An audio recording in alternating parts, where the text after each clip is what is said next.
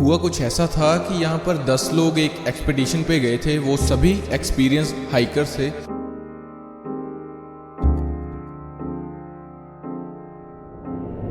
Dead mountain कहा जाता है कि वहाँ पर जो भी गया वो कभी वापस नहीं आया। इसीलिए फिर एक पूरा सर्च ऑपरेशन शुरू हुआ। टेंट बिल्कुल बर्फ में दबा हुआ था, कोई ट्रेस नहीं मिलता किसी भी हाइकर का। तो ऐसा उन्होंने आखिर टेंट के अंदर क्या देख लिया था जो उन्हें उस हालत में भागना पड़ा?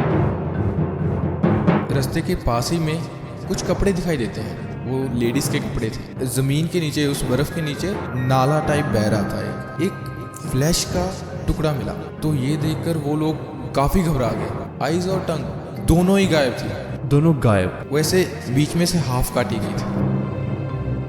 और वहां पर पिक्चर थोड़ी सी ब्लरी है, लेकिन कुछ ऑब्जेक्ट ग्लो कर रहा है। तो लोगों का कहना था कि शायद हो सकता है कि ये एलियन ने किया हो कुछ ऐसा कहा जाता है कि यूरल जो माउंटेन्स है वहां पर यति रहते हैं। अब इस पिक्चर में जो ये इंसान या फिर कुछ भी है, ये क्या चीज है आज तक कुछ क्लियर नहीं हो पाया। आपको पर्सनली कौन सी सबसे प्रोमिनेंट लगती है थ्योरी जो हुआ होगा?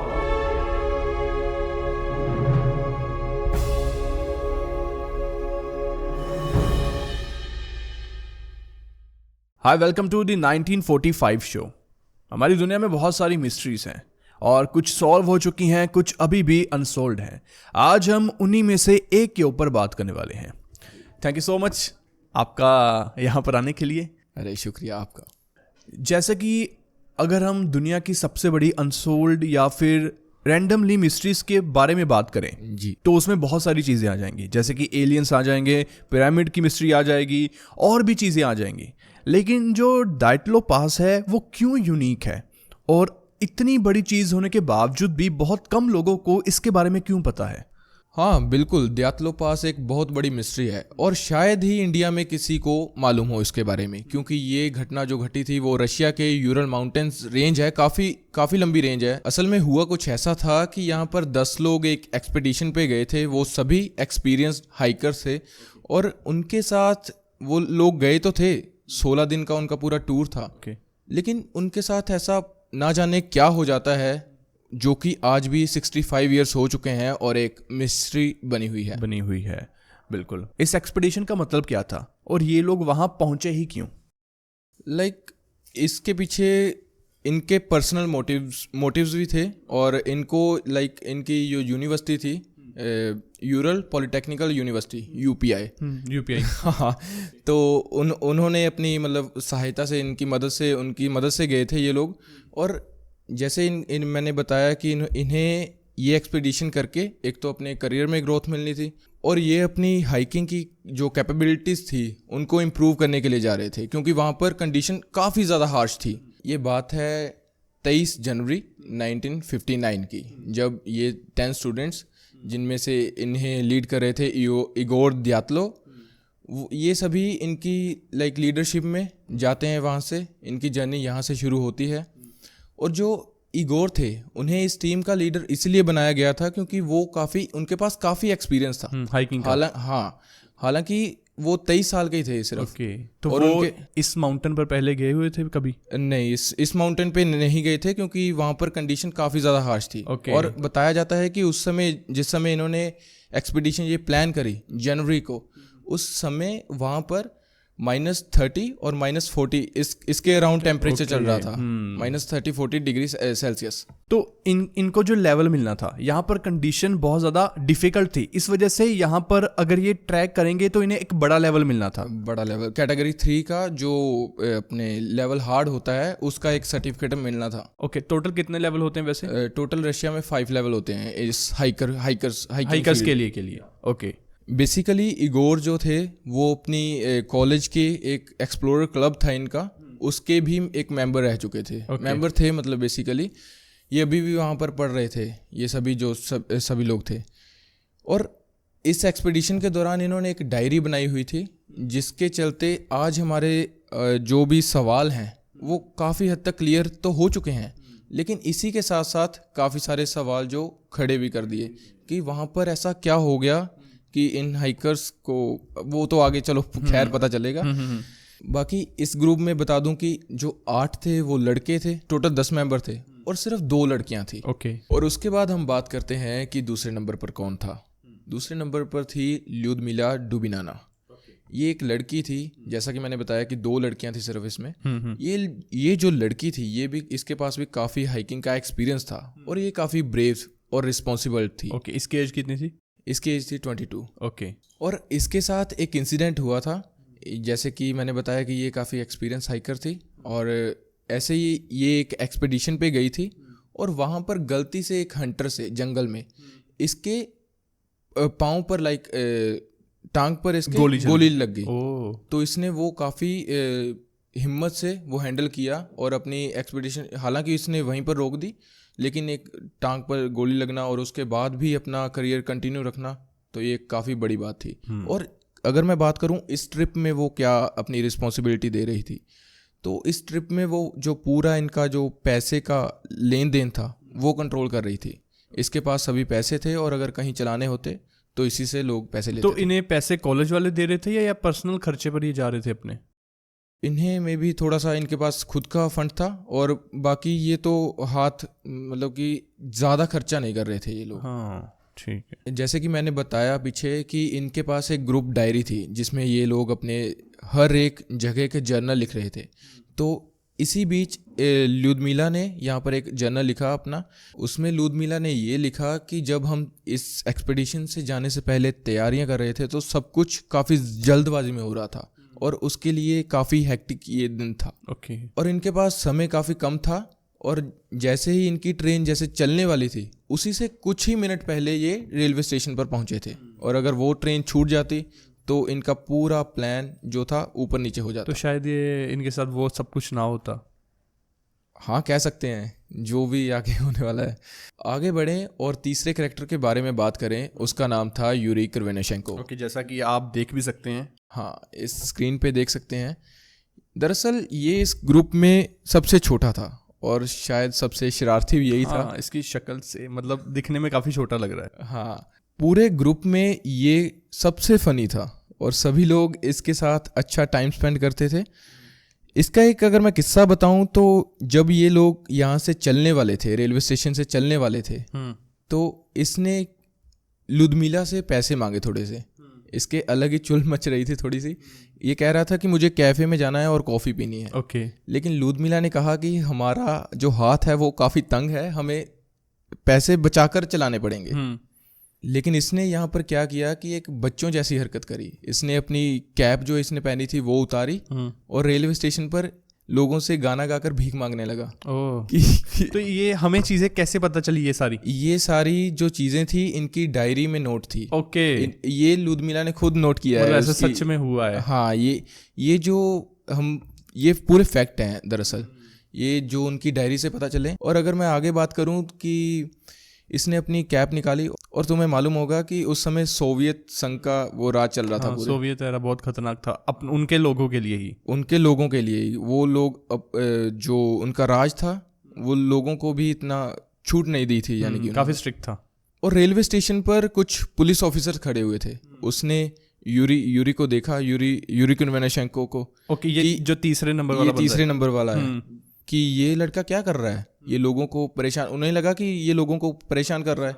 इसीलिए उन्होंने क्या किया कि 2 ऑफिसर्स ने इसे उठाकर ले गए अपने साथ। जेल में तो नहीं बोलेंगे, इसके साथ मतलब कि इसको अपने साथ ले गए वहाँ पर, जो भी इनका ऑफिस होगा पुलिस वालों का। अब इन्हें तो ले गए, इन्हें अपनी एक्सपीडिशन पे जाना था।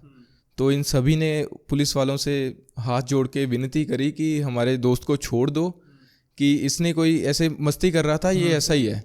तो इन सभी की रिक्वेस्ट से पुलिस ने इसे छोड़ा और फिर ये लोग आगे बढ़े। इसीलिए इसे ग्रुप में काइंड ऑफ जोकर भी कहा जाता था। हरकतें थोड़ी सी वैसे चलो। हाँ, बिल्कुल। लेकिन जो इस ग्रुप में चौथा मेंबर और दूसरी लड़की थी, उसका एटीट्यूड काफ़ी पॉजिटिव था। वो हर चीज़ को काफ़ी पॉजिटिवली अडॉप्ट करती थी। उसका नाम था जीना कोल्मोग्रोवा। ओके, ये जो 4th नंबर पर है। हाँ, ये जो 4th नंबर पर है, दूसरी लड़की। इसकी उम्र भी कुछ ज़्यादा नहीं थी, सिर्फ 22 साल की ही थी और इसके पास भी लेकिन काफ़ी ज़्यादा एक्सपीरियंस था हाइकिंग का। इस ग्रुप में मैक्सिमम लोगों की एज 22-23 साल थी। हाँ, मैक्सिमम अगर मैं बोलूँ तो 8 से 9 लोगों की तो इतनी ही थी। Okay, और जो एक था उसकी उम्र थी 30+। Okay, वो अपने 30s में था। ये जो तुम 4th नंबर पे लड़की देख रहे हो, इसका कुछ ऐसा है कि जो इस ग्रुप का लीडर था इगोर द्यातलोव, वो इसे बहुत प्यार करता था। अच्छा। हाँ, लेकिन इसकी तरफ से कुछ भी ऐसे सिग्नल उसे पास आउट नहीं हो रहे थे। वन साइड लव था। वन साइडेड लव था। ये कैसे प्रूव हुआ? ये कैसे पता चला? क्योंकि जब उनके साथ एक ट्रेजेडी घटी वहाँ पर माउंटेन पे, तो लोगों को उसके वॉलेट से इसकी फोटो मिली। मतलब नंबर 1 कैप्टन इगोर, नंबर 1 वाला 4th वाली लड़की से, 4th वाले मेंबर मतलब उसके वॉलेट से निकला उसकी फोटो। हाँ, इगोर के, ओके, जो इस ग्रुप का लीडर था। लेकिन ऐसा कहा जाता है कि जो जीना थी वो 21 साल के अपनी एज से 1 साल कम लड़के यूरी दोरोशेंको से प्यार करती थी। ओके, जो जिसकी फोटो आप 5th नंबर पे देख रहे होंगे। ओके, तो ये दोनों डेट कर रहे थे या इसका भी वन साइडेड था आगे? काइंड ऑफ डेट कर रहे थे। लाइक ये दोनों ही एक दूसरे को पसंद करते थे। वो इसके पीछे भी एक किस्सा है, ये भी डायरी में लिखा हुआ था। बात कुछ ऐसी हुई कि ये दोनों एक अलग एक्सपीडिशन इससे पहले साथ में गए थे। नंबर 4 और नंबर 5। नंबर 4 और नंबर 5 ये दोनों साथ में गए थे। वहाँ पर क्या हुआ कि भालू आ गया एक। भालू? या इन्होंने टेंट लगाया हुआ था और वहाँ पर भालू आ गया। सभी लोग डर के पीछे को भाग गए, लेकिन वहाँ पर खड़ा कौन हुआ? यूरी दोरोशेंको। Okay. ये जो 5th नंबर वाला था। तो ये लड़की भालू के सामने थी, मतलब कि ये लड़की नहीं थी। 5th नंबर वाले यूरी दोरोशेंको ने खुद सामने आकर एक तरह से ग्रुप को प्रोटेक्ट पूरे किया। ग्रुप को प्रोटेक्ट किया। हाँ, उसने जैसे अपने हाथ वगैरह चलाए। उसके पास कोई हथियार नहीं था बाय द वे, और उसने हाथों से भालू से लड़ गया ये। हाँ, और यही चीज़ जो थी वो जीना को पसंद आ गई कि ये तो लड़का काफ़ी ब्रेव है। तो ये काइंड ऑफ रीज़न बताया जाता है। तो उसके बाद इन दोनों की जो रिलेशनशिप थी वो चली। ओके, तो फिर तो काफ़ी इंटरेस्टिंग रहा होगा ना इनका ये सफ़र। इसके अगर हम आगे बढ़ें तो जो 6ठे नंबर पर आपको दिखाई दे रहे हैं, इनका नाम है रुस्तम स्लोबिदिन। ओके, ये माना जाता है कि इस ग्रुप में, इनके चेहरे पे मत जाइएगा, ये काफ़ी पतले लग रहे हैं, लेकिन कहा जाता है कि इस ग्रुप में सबसे स्ट्रॉन्ग आदमी यही था। ओके, हालांकि इसकी उम्र भी ज़्यादा नहीं थी, वही 22-23 साल के आसपास। हाँ, वही इसकी एज थी। इसकी बॉडी बिल्कुल एस्थेटिक, और लग भी रही है जो लाइन प्रॉपर है। जो लाइन प्रॉपर है, लाइक एक प्रॉपर बॉडी बिल्डर, हट्टे कट्टे, लाइक जैसे हम रोनी कोलमैन और बाकी सब को थोड़ी विराट कोहली टाइप बॉडी थी। हाँ, विराट कोहली टाइप बॉडी थी, बिल्कुल एस्थेटिक था, एब्स वगैरह निकले हुए थे। तो इससे लड़कियां क्यों नहीं डेट कर रही थी फिर? इसके पीछे तो अभी क्या है, क्योंकि कम थी लड़कियां। 2 तो लड़कियां थी। हाँ बिल्कुल। अब आगे इस कहानी में हमारा 7th कैरेक्टर आता है, जिसका नाम था साशा कोलवेतोव।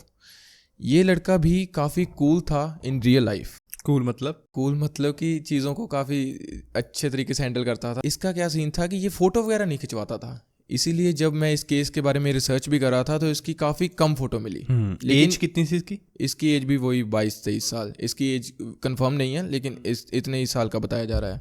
मतलब कि काइंड ऑफ ये काफ़ी एक प्राइवेट टाइप का पर्सन था, लेकिन इस ग्रुप के साथ ये पूरा अच्छे तरीके से घुल मिल चुका था। इस कहानी में अगला जो किरदार है उनका नाम है निकोले टीबो। ये काफ़ी यूनिक सा नाम है या, और ये बंदा भी काफ़ी यूनिक था, काफ़ी एक्सट्रोवर्ट था, और सभी से हंस खेल कर, किसी से भी अगर कहें कि हम इससे जाकर बात कराओ, जैसे कि आजकल सोशल मीडिया पे हो भी रहा है, तो ये लड़का वैसा था, एक्सट्रोवर्ट बिल्कुल। और इसकी जो दोस्ती थी वो हमारी कहानी के अगले किरदार, जो कि जैसा कि मैंने बताया कि वो ऐसा नहीं था कि वो अपने 20s में, वो अपने 30s में था। इस कहानी के अगले किरदार से थी सेमियन ज़ोलोटेरियोव। नाम तो सबके बहुत मुश्किल है। हाँ, क्योंकि रशिया में थे। हाँ, रशियन नाम मुश्किल है। रशियन नाम मुश्किल। उसका कुछ ऐसा सीन था कि वो बंदा जो सेमियन था ज़ोलोटेरियोव, वो इस ग्रुप के साथ एक्सपीडिशन से जाने से सिर्फ 1 हफ्ता पहले जुड़ा था। और इसकी एक बात ये भी थी कि ये इस यूनिवर्सिटी में पढ़ा ही नहीं, यूपीआई में पढ़ा ही नहीं। इसके पीछे भी वही रीज़न था कि इसे भी कैटेगरी 3 का जो हार्ड लेवल था उसका सर्टिफिकेट चाहिए था। हाँ, इसने यूनिवर्सिटी के आगे, अपने इंस्टीट्यूट के आगे रिक्वेस्ट डाली और कहा कि मुझे भी यहाँ पर जाने का मौका दिया जाए, क्योंकि मैं टूरिज्म में हूँ पिछले कई सालों से, लेकिन ग्रोथ नहीं हो रही है मेरी, प्रमोशन नहीं हो रही है बेसिकली।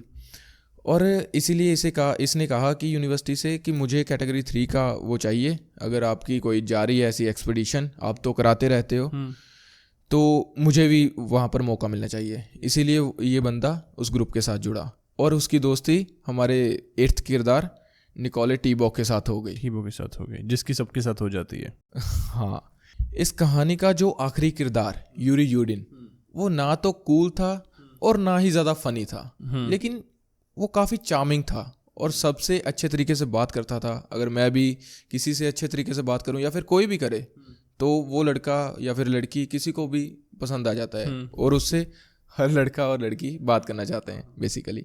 तो इसकी इस ग्रुप के साथ तो ज़्यादा बनती थी। खास बात ये थी कि दोनों लड़कियों के साथ इसकी काफ़ी अच्छी बॉन्डिंग बन चुकी थी, जबकि ये इससे पहले ज़्यादा नहीं मिले थे। अब इन सभी को 10 के 10 को अगले कुछ दिनों तक ट्रेन, बसेस, अपने गाड़ियाँ और घोड़ा गाड़ी, इन सब से ट्रैवल करना था और आखिर में इन्हें काफ़ी लंबी, लगभग 80 किलोमीटर के आसपास इतनी हाइकिंग करनी थी। 80 किलोमीटर तो कितने दिन लगने वाले थे इन्हें वापस वहाँ पर जाना, नॉर्थन यूरल जो माउंटेन है वहाँ की पीक तक जाना और वापस आना वहाँ तक 16 दिन में करना था। 16 और 18 इनके बीच में। अब तारीख आती है 26 जनवरी 1959। इन लोगों को यूनिवर्सिटी से चले हुए 3 दिन हो चुके थे और ये लोग जगह पर पहुंचते हैं एक विजे करके। विजे कहा जाता है कि वो एक लास्ट ह्यूमन सेटलमेंट था जहाँ पर लोग रहते थे। रशिया में, नॉट इन रशिया, इनकी एक्सपीडिशन के रास्ते के बीच में। हाँ, क्योंकि जहाँ तक इन्हें जाना था आगे उसके कुछ भी नहीं, विजे के आगे कुछ भी नहीं था। ऐसे ही फिर दिन बीतते हैं और अगले दिन 27 जनवरी 1959 को ये लोग विजे से एक वहाँ पर वो था घोड़ा गाड़ी थी, एक आदमी चलाता था, उससे ये लोग नेगोशिएट करते हैं कि हमें आगे जाना है, हमारे पास सामान बहुत है, तो आप इसे हमारी मदद कीजिए, जितने पैसे बनेंगे तो वो आप ले लेना। हालांकि ये लोग पूरा अपना सामान उन्हें दे देते हैं, लेकिन फिर भी इनकी अगली डेस्टिनेशन, जहाँ तक घोड़ा गाड़ी वाले से बात करी थी, वहाँ तक जाने में 7 से 8 घंटे लग जाते हैं। हालांकि इनके पास कोई बैग नहीं था। तो ये पैदल जा रहे थे, खुद पैदल जा रहे थे, सामान पीछे घोड़ा गाड़ी वाला ले आ रहा था। अब ये जो विजे करके टाउन था, यहाँ पर एक पूरा गांव बसा हुआ था, लेकिन इसके आगे एक छोटी सी सेटलमेंट थी, उसका नाम था सेटलमेंट 41। तो आखिरी गांव वो था, लेकिन छोटी सी सेटलमेंट ये थी। हाँ, मीन्स कि कुछ जो हम उंगलियों पर गिन सकते हैं उतने ही लोग वहाँ पर रहते थे। और ऑडियंस यहाँ पर पिक्चर भी देख रही होगी उनकी। एक डायरी नोट में मिला कि जब ये लोग सेटलमेंट 41 पे पहुँचे, तो वहाँ के लोगों ने, जितने भी लोग थे वहाँ पर, उन्होंने इनका काफ़ी अच्छे तरीके से स्वागत किया। और उनमें से कुछ यंग लड़के थे, वो इन ग्रुप की लड़कियों के ऊपर थोड़े से फिदा भी हो गए। तो ये तो बेसिकली पहले ही 2 थी। हाँ, लेकिन उनको अट्रैक्ट करी। ठीक है जी। लेकिन आखिर में जब उन्हें फिर इससे आगे बढ़ना था, तो एक हार्डली गुड बाय कहना पड़ा और उसके बाद उन्होंने बैग लिए और अपनी आगे की जर्नी पर निकल गए। अब इसके अगले दिन 27 जनवरी को ये लोग पूरा दिन पैदल चलते हैं और अब रात हो चुकी थी। रात को इन्हें आराम करना था और वैसे भी रात को तो वहाँ पर कोई लाइट नहीं, कोई कुछ नहीं। रात को तो ये लोग कैसे ही चल पाते, 1 फुट 2 फुट जितना भी नहीं दिखाई दे रहा था। तो इन्होंने क्या किया कि वहाँ पर एक गुलाग कैंप होंगे, तुमने सुना भी होगा शायद। गुलाग कैंप, हाँ, जो सोवियत के एरा में थे। वो एक खाली पड़ा हुआ था, जो कि इनसे 7 साल पहले ही खाली हो चुका था। 6 साल पहले, ये 53 में। हाँ, जब स्टालिन मरा उसके बाद वो खाली करा दिए गए। हाँ, बिल्कुल। और उसमें ये लोग गए थे। उसके बारे में हिस्ट्री काफ़ी क्रीपी है उसकी, गुलाग कैंप की, क्योंकि वहाँ पर स्टालिन के समय में, लेनिन और स्टालिन के समय में बहुत लोगों को मारा गया, बहुत ज़्यादा। उनके ऊपर स्लेवरी थी, एक तरह से स्लेव बना के रखा जाता था और उनसे काम करवाया जाता जब तक वो मर नहीं जाते। और सबसे बड़ी बात कि वहाँ पर कंडीशन बहुत डिफिकल्ट थी उन लोगों के लिए, डिफिकल्ट। -30 में अगर आप सड़कों पर काम करोगे। और रशिया में कुछ रोड भी हैं, कहा जाता है कि वहाँ पर हड्डियां हैं इंसानों की, जो यहाँ पर काम करते थे वहीं पर उन्हें दफना दिया जाता था। स्केलेटन रोड काफी फेमस है वो तो। और वो फिर शायद वो सबसे जो ठंडा हैबिटेबल प्लेस है, वाई से कुछ नाम है, बहुत मुश्किल से नाम प्रोनाउंस करना पड़ता है। वो रशिया में, थोड़ा रशिया में है, और एक सेटलमेंट, एक गांव है, और वो रास्ता उसको जाता है। तो ऐसे हिस्ट्री थोड़ी सी रही है, और गुलाग कैंप की भी इससे ही जुड़ती है हिस्ट्री भी। इसके बारे में, गुलाग कैंप के बारे में एक मैंने बात पढ़ी थी कि इसमें लोगों को, जैसे यंग जो लड़के थे और लड़कियां, दोनों को स्लेव बना के रखा जाता था। स्लेव ही थे एक तरह से, उनको सुबह से लेकर काम करवाना। लाइक आज हम काम करते हैं 8 घंटे, 10 घंटे, 12 घंटे, लेकिन 16-16, 20-20 घंटे तक काम करवाना काफ़ी क्रूअल चीज़ है। क्रूअल चीज़ है, और बहुत बड़ी पॉपुलेशन, बहुत ज़्यादा बड़ा नंबर है जो लोग गुलाग कैंप में गए। ये ऐसा था ना कि जो भी सरकार के खिलाफ जरा भी कुछ बोलता, कुछ चप्पे चप्पे पर, तो क्योंकि पुलिस थी तो वो लोग उसे फटाफट से उठा लेते और किसी ना किसी कैंप में फेंक देते। ये यहीं पर नहीं था, बहुत था, ये तो पूरे रशिया में फैला हुआ था। और रशिया में उस समय सोवियत के टाइम पर स्टालिन की अपनी, हालांकि शुरू तो ये लेनिन के टाइम से हो चुके थे, लेकिन स्टालिन के आते आते उनकी एक सीक्रेट पुलिस भी बन चुकी थी, जिनका काम सिर्फ ये देखना कि कौन कम्युनिज्म के खिलाफ है, कौन स्टालिन और उसकी विचारधारा के खिलाफ है, उसको उठाते और फिर फेंक देते थे। बात कुछ ऐसी थी कि जो लड़कियां थी वो क्रूएलिटी से बचने के लिए, काम से बचने के लिए, क्योंकि 16-16, 20-20 घंटे लड़कियों के लिए तो एक तरह से इम्पॉसिबल है, वो वहां पर लड़कों से रिलेशनशिप में आने लगी। ओके, गुलाग कैंप में, गुलाग कैंप में, और वो लड़कियां रिलेशनशिप में आने लगी और वो जानबूझकर प्रेग्नेंट होती थी। ओके, ताकि उन्हें काम ना करना पड़े। वो आखिरी के जो उनके डिलीवरी के पीरियड हैं, जो आखिरी के 3-4 महीने, उनमें या फिर डिलीवरी के बाद, बच्चे की डिलीवरी के बाद, वो उनको थोड़ी सी रेस्ट मिल जाए। लेकिन क्रूएलिटी इतनी थी कि तब भी काम करवाया जाता था।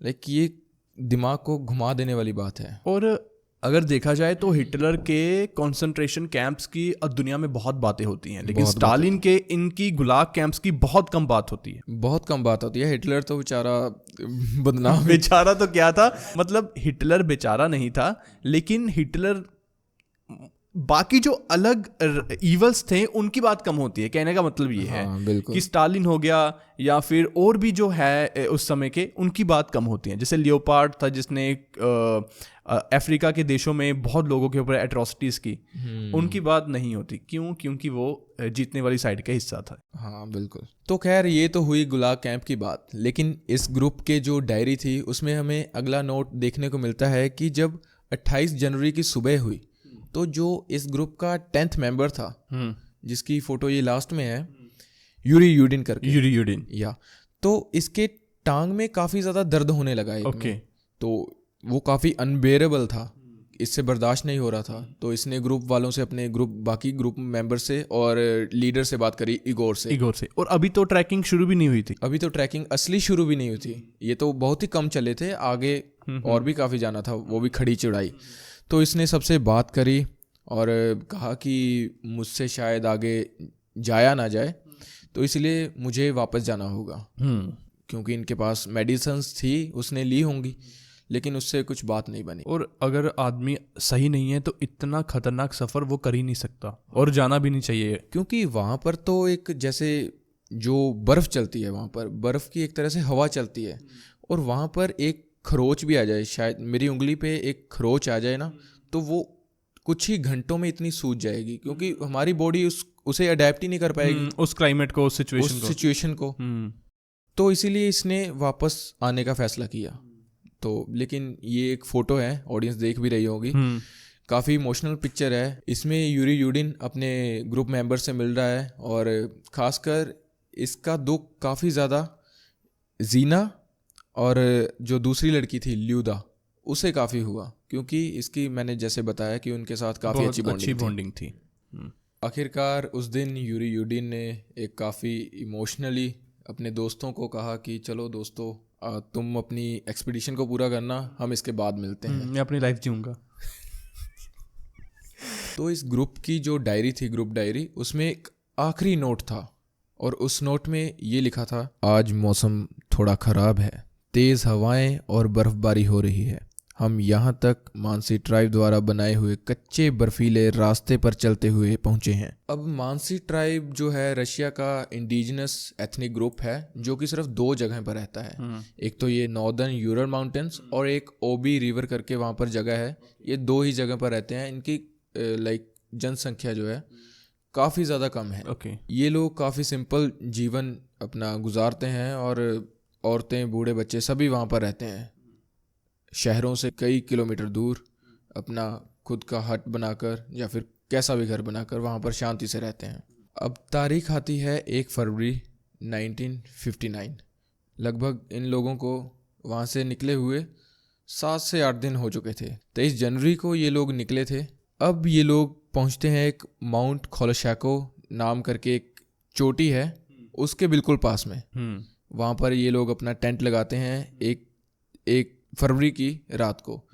लेकिन यहाँ पर क्रीपी चीज़ ये है कि जो माउंट खोलोशैको है उसकी English translation the dead mountain करके है। ओके। और ये लोग वहीं पर अपना टेंट लगाते हैं। तो डेड माउंटेन क्यों है इसका नाम? डेड माउंटेन कहा जाता है कि वहाँ पर जो भी गया वो कभी वापस नहीं आया।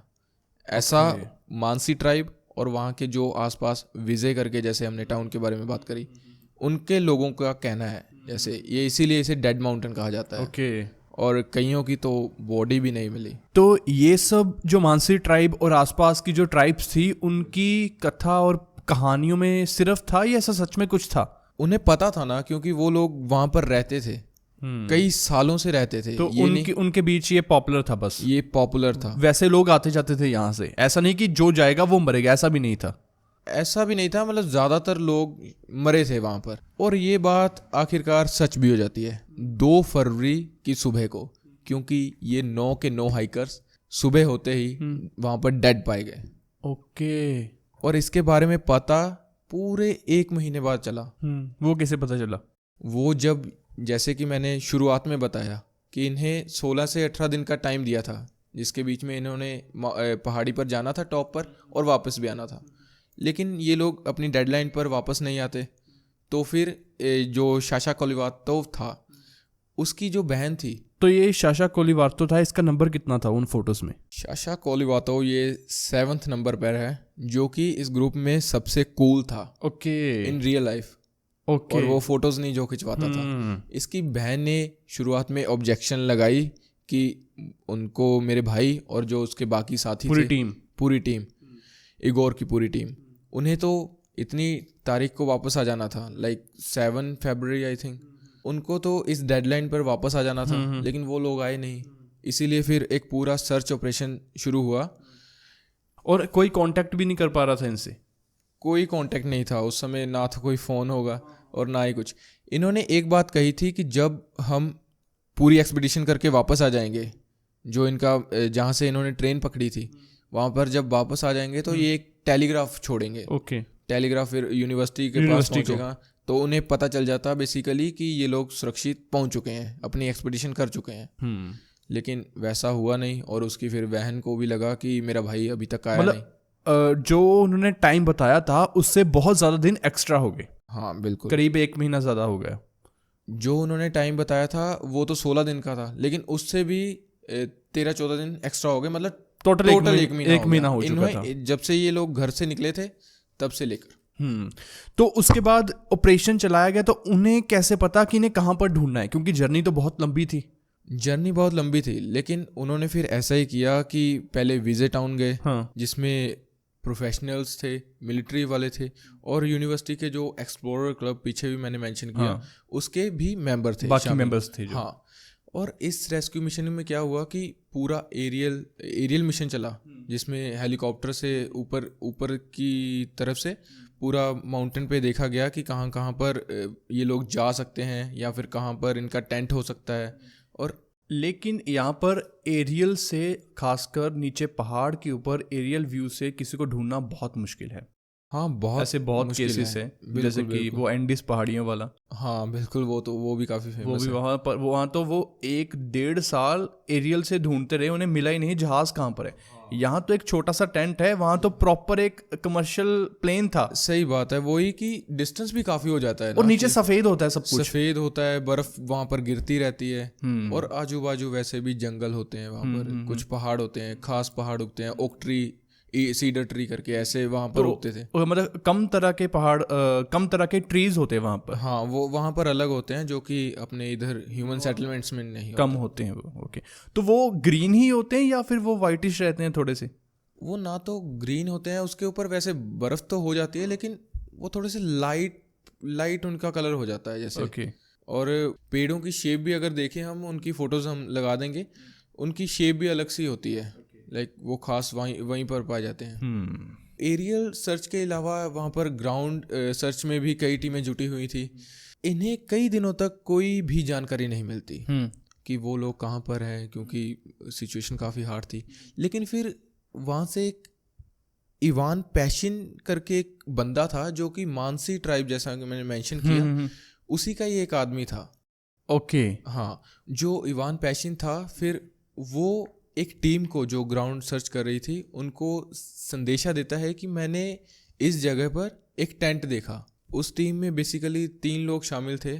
फिर वो लोग वहाँ पर जाते हैं जहाँ पर इवान पैशिन ने उन्हें बताया था। ये किस टीम को बताता है? कॉलेज वाली टीम को? यूनिवर्सिटी की टीम को? यूनिवर्सिटी की टीम को। वो फेलो स्टूडेंट्स ही थे इनके, इगोर की टीम के। वहीं पर पढ़ते थे ये लोग साथ में, और इसीलिए उन्हें फेस पता था उनको कि इगोर कैसा दिखाई दे रहा है, बाकी यूरी दोरोशेंको। तो वो लोग टेंट को देखते हैं, टेंट की हालत बिल्कुल ख़राब। टेंट बिल्कुल बर्फ़ में दबा हुआ था। बीच में उसके, अगर मैं फ़ोटो भी देखूं तो बीच में पूरी बर्फ़ है। और जब उसने कहा कि उन तीनों ने कहा कि जब हमने पहली बार टेंट को देखा तो उन्होंने जब अंदर को देखा तो वहाँ पर कुछ फूड वगैरह, कुछ कपड़े, गर्म कपड़े जो कि काफ़ी ज़रूरी होते हैं ऐसी कंडीशन में, वो वैसे ही पड़े हुए थे। ओके। लाइक टीम के कपड़े वैसे ही पड़े हुए। तो यहाँ पर सवाल ये आता है कि फिर उन्होंने पहना क्या होगा अपने शरीर को गर्म रखने के लिए, क्योंकि एक्स्ट्रा गर्म कपड़े कोई लेकर नहीं जाता हाइकर, क्योंकि वजन कम से कम रखना होता है। वजन ज़्यादा हो जाता है बेसिकली, जितने ज़्यादा कपड़े ऐड करोगे वजन ज़्यादा होता है। जो पहना होता है पूरी ट्रिप पर वही वो पहनते हैं। हाँ बिल्कुल, उन्हें आदत होती है बेसिकली। तो ये लोग देखते हैं, फिर अपनी बाकी पूरी टीम को बताते हैं।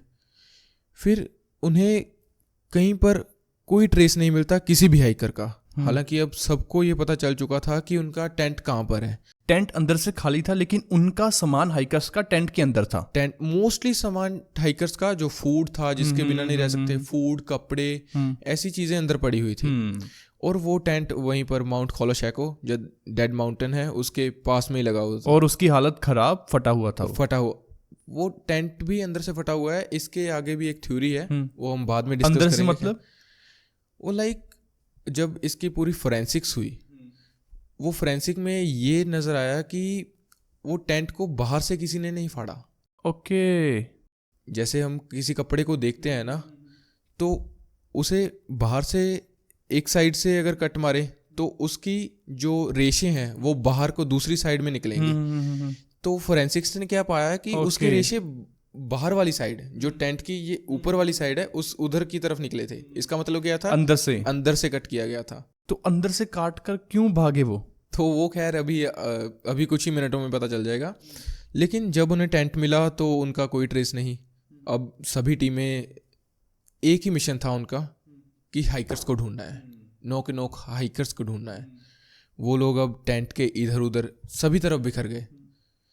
कोई लोग ऊपर जा रहे थे माउंटेन के, कि वो लोग ऊपर ना चले गए, कोई नीचे जा रहा था, कोई इधर साइड, कोई उधर साइड, कोई राइट लेफ्ट, ऐसे जा रहा था। तो ये जो सर्च टीम थी, ये खुद कहाँ रह रही थी? उस माउंटेन के साथ ही, माउंटेन पर इन्होंने अपना बेस बनाया था या नीचे आ जाते थे? नहीं, नीचे आना तो बहुत ही मुश्किल था। बेसिकली इन्होंने वहीं पास ही में दूर थोड़ा सा टेंट लगा लिया था, उस डेड माउंटेन से दूर। हाँ, डेड माउंटेन से दूर। तो वहाँ पर टेंट लगा लिया था। ये पूरा दिन उन्हें ढूंढते हैं, कुछ पता नहीं चलता।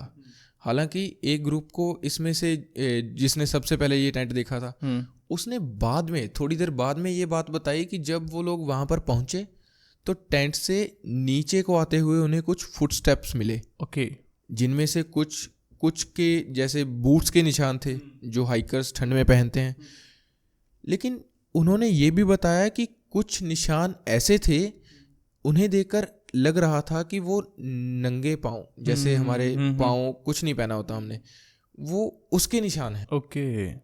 अब यहाँ से तुम्हारे मन में भी शायद सवाल आ रहा होगा कि इतनी ठंड में कि नंगे पाँव कोई कैसे चल सकता है।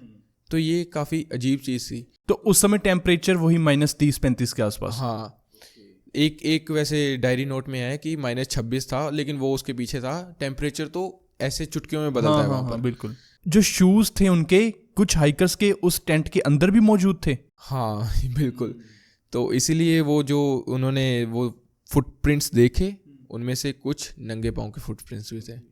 लेकिन जब उनसे सवाल किया गया कि तुमने वो फुटप्रिंट्स कहाँ तक देखे, तो उन्होंने कहा कि मुश्किल से कोई 5 मिनट चले तो सिर्फ 100 मीटर के आसपास। उस 100 मीटर से भी बहुत ज्यादा नहीं, 5 मिनट वो अगर चले तो 200-250-300 मीटर के आसपास हो सकता है। हाँ इतना, क्योंकि वो अगर चढ़ाई कर रहे होते तो वो जो दूरी थी वो और भी कम हो जाती। लेकिन वो नीचे जा रहे थे, डिक्लाइन थे यानी कि वहाँ से। तो अब उन्हें ये फुटप्रिंट्स मिलते हैं, लेकिन उसके आगे कुछ भी नहीं। अब तो वो फुटप्रिंट आगे जाकर एकदम से खत्म, वो एक पॉइंट पे जाके बिल्कुल खत्म। उसके आगे कोई भी एक पाँव का निशान नहीं। उसके आसपास भी देखे, लेकिन वहाँ पर कोई निशान नहीं मिला उन्हें बेसिकली।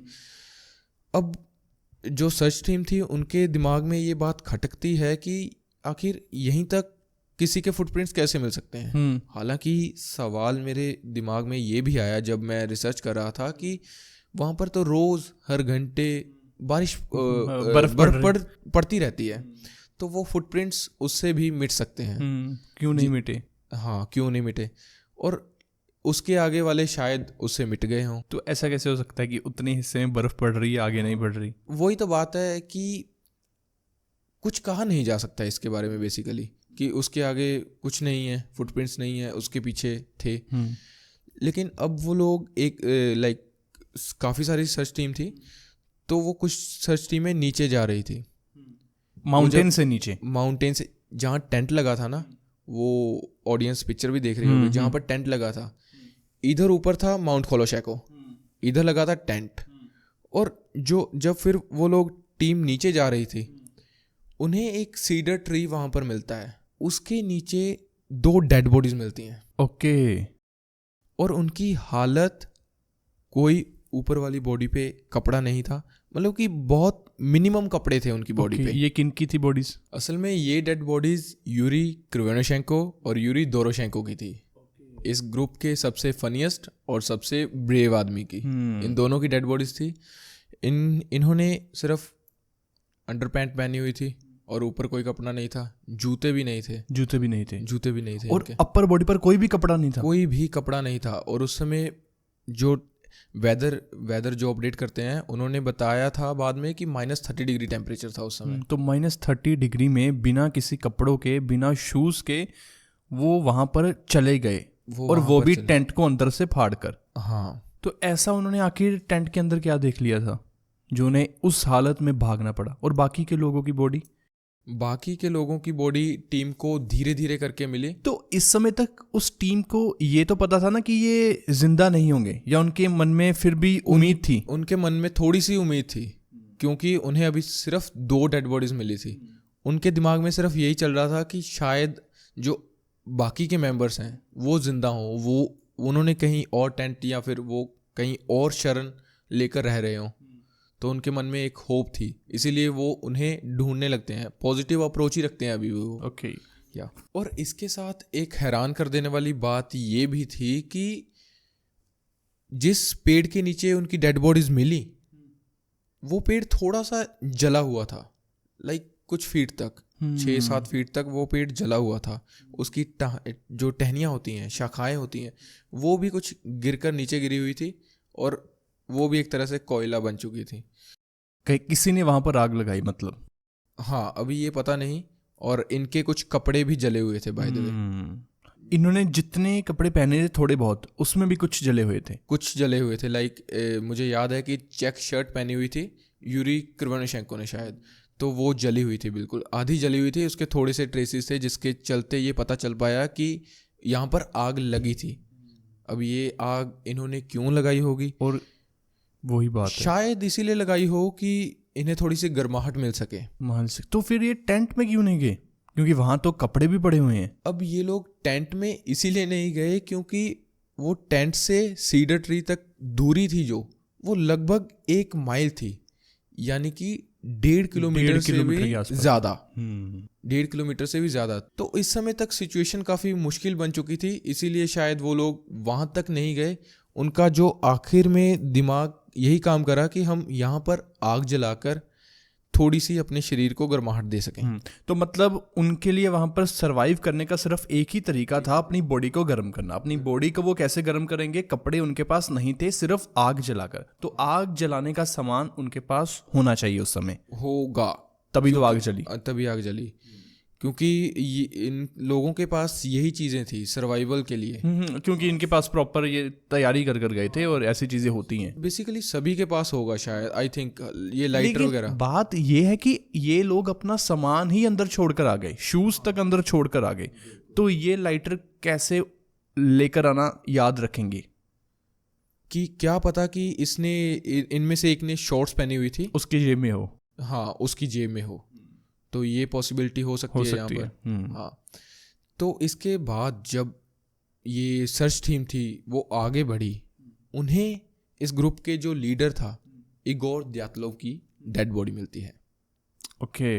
अब जो उन लोगों को इगोर की डेड बॉडी मिल चुकी थी, लेकिन उसकी डेड बॉडी को देखकर फोरेंसिक्स और वहाँ पर जो एक्सपर्ट्स मौके पर मौजूद थे, उनका ये कहना था कि इगोर ने टेंट की तरफ जाने का ट्राई किया था। ओके, उसका फेस टेंट की तरफ था। उसका फेस टेंट की तरफ था, और जो उसके हाथ पाँव की मूवमेंट है उसे देखकर भी ऐसा लग रहा था। लेकिन वो क्या हुआ कि आखिर में वो शायद नहीं बेयर कर पाया उन सिचुएशंस को, और उसकी डेड बॉडी को देखकर ये भी पता चला कि उसने भी कुछ ज़्यादा कपड़े नहीं पहने हुए थे। हालांकि उसने यूरी क्रिवोनोशेंको और दोरोशेंको से तो ज़्यादा कपड़े पहने हुए थे, लेकिन उसकी भी जो कहा जाता है कि टोपी, जूते, ग्लव्स और अंडरशर्ट और जैकेट भी नहीं थी उसके ऊपर। तो फिर कपड़े क्या पहने थे? मतलब उसने टी शर्ट पहनी हुई थी सिर्फ? हाँ बिल्कुल, लाइक उसने पैजामा पहना होगा, जो भी वहाँ पर यूज़ होता है ठंड से बचने के लिए, वो पहना होगा, और एक नॉर्मल टी शर्ट पहनी होगी।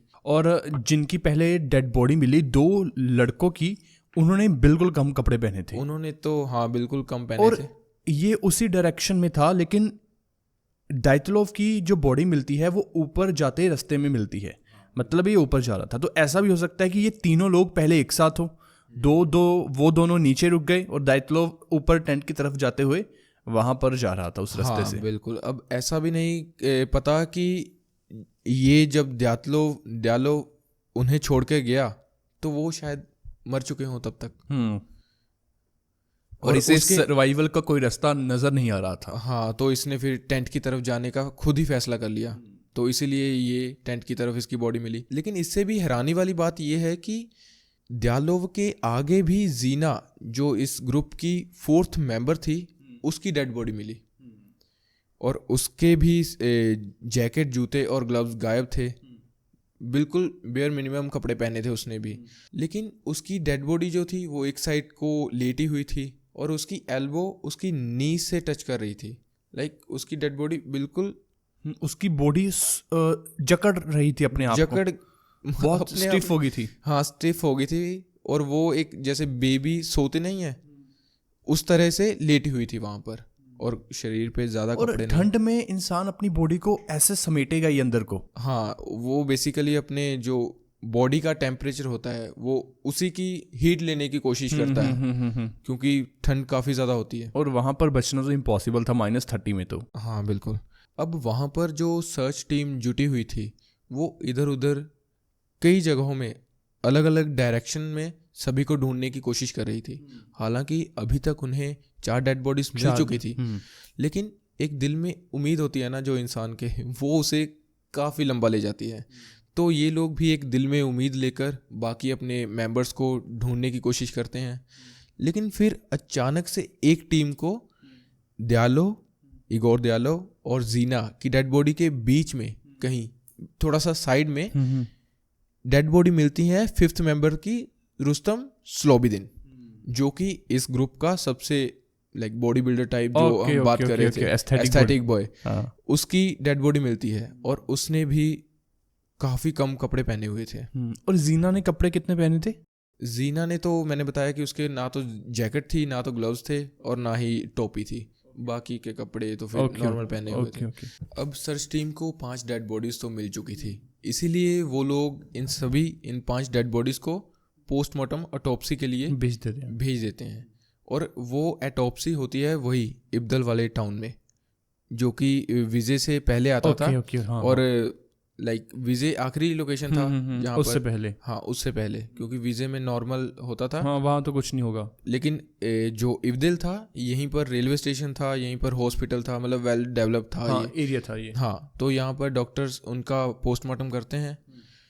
पोस्टमार्टम में ये सामने आया कि उनके पूरी बॉडी पे कट्स, ब्रूजेस और खासकर उनकी नकल्स पे भी कट्स के निशान थे, पांचों की। हाँ। ओके। और आखिर में ऑटोप्सी रिपोर्ट में यही सामने आता है इनकी चोटों और ब्रूसेस को देखते हुए कि इनकी डेथ महज गिरने पड़ने से नहीं हो सकती।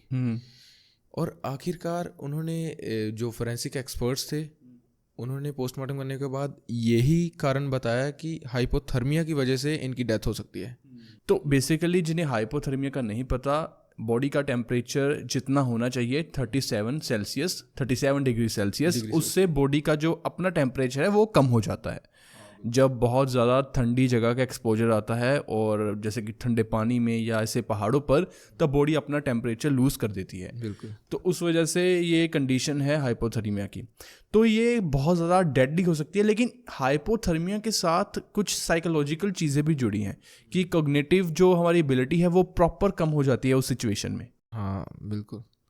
तो इससे ही एक चीज़ जुड़ी है, पैराडॉक्सिकल अनड्रेसिंग। ओके, इसका मतलब ये है कि जब जैसे तुमने बताया कि हमारे दिमाग एक कंडीशन में आ जाता है, तो इसमें बेसिकली क्या होता है कि ज़्यादा ठंडे टेम्परेचर में ज़्यादा समय तक रहने के चलते हमारे दिमाग एक तरह से सुन पड़ जाता है और उसे अंदर ही अंदर ऐसा लगता है कि काफ़ी गर्मी हो रही है आसपास। इसीलिए कोई भी इंसान जब इस कंडीशन में आता है तो वो अपने शरीर के पूरे कपड़े उतारने लग जाता है, फिर चाहे बाहर -30 हो या फिर -40 हो। नहीं, इनके केस में जो पैराडॉक्सिकल अनड्रेसिंग है वो वाला सीन नहीं हुआ होगा, क्योंकि अगर ऐसा हुआ होता तो इनके कपड़े बाहर इनके आसपास मिलते, ना कि अंदर टेंट में प्रॉपर पड़े हुए। हाँ बिल्कुल। हाइपोथर्मिया से ये मरे वो बात अलग है, लेकिन ये वाला फिनोमिना इनके केस में नहीं हुआ। हाँ, मतलब कई बार हाइपोथर्मिया में इंसान ऐसा अनयूजुअल बिहेवियर शो करने लगता है तो उसे ही पैराडॉक्सिकल अनड्रेसिंग कहते हैं। लेकिन इस केस यहाँ पर इनके केस में नहीं हुआ। नहीं, वो तो ये नॉर्मल हाइपोथर्मिया से मरे हैं। हाँ,